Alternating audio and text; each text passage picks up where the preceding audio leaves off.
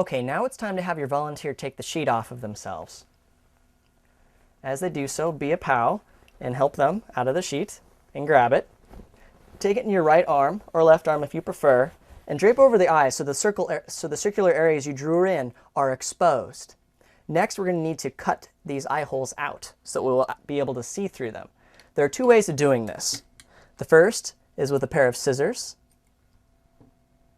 and the other is with a razor blade.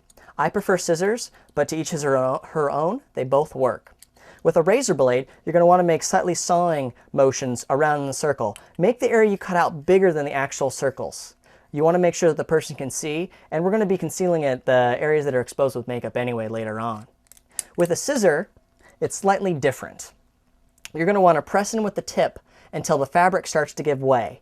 At that point, you're going to slowly start opening the scissors in motion and slowly but surely start working your way around the edges.